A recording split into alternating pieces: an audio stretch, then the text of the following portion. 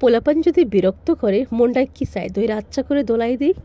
Hello everyone, চলো আজ তোমাদের কিছু কিউট ইরেজার দেখাই আর সেই সাথে একটু গল্প করি। আমার মনটাও না সেটাই চায়, কিন্তু মন চাইলে কি হবে সেটা মনের মধ্যেই চেপে রেখে দিই। খুব যদি রাগ হয়ে যায় হয়তো একঘা মেরে দিলাম, তার বেশি কিন্তু নয়। ও ছোট, ও দুর্বল, সেজন্যই আমার রাগ বিরক্তিগুলো ওকে মেরে প্রকাশ করব না, কখনোই না। একটু ভাবো না, এর থেকে হাজার গুণ রাগ, ঘৃণা, বিরক্ত নিয়ে আমরা শ্বশুরবাড়িতে সংসার করে চলছি না। ব্যতিক্রমীদের কথা না হয় বাদই দিলাম, কিন্তু বেশিরভাগ ক্ষেত্রে কি দেখা যায়, হাজব্যান্ডের কাছে যদি 50 টাকা চাই তাহলে 5 টাকা দেবে। শ্বশুর সেই ছেলের পক্ষ নিয়ে বেশি কথা বলবে যাকে সে বেশি ভালোবাসে। শাশুড়ি মা সারাক্ষণ খুদ ধরতেই থাকবে, আর বৌদির জন্য আনা জিনিসটা ননদের অনেক বেশি পছন্দ হবে। এগুলো কিন্তু চলতেই থাকে।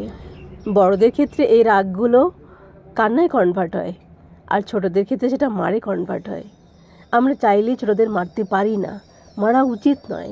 একটু ভেবে দেখো না, ও সব থেকে বেশি কাকে ভালোবাসে? তোমাকে, মানে ওর মাকে। ও কার কাছে বেশি নিরাপদ থাকে? তোমার কাছে। আর ওর সব থেকে বড় শুভাকাঙ্ক্ষী কে? তুমি।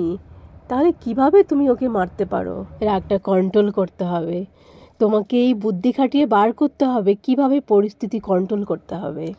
আর এসব ক্ষেত্রে আমি বেশিরভাগ ক্ষেত্রে যেটা করি, খুব বেশি যদি রাগ হয়ে যায় আমি সেই মুহূর্তে বাচ্চার কাছ থেকে অনেকটা দূরে থাকি। তারপর রাগটা ধীরে ধীরে যখন কমে আসে, তারপর ওকে আস্তে করে ডেকে বোঝাই যে কেন এগুলো করা উচিত না। একদিন না একদিন ও ঠিকই বুঝবে যে ওর কি করা উচিত আর কি করা উচিত না।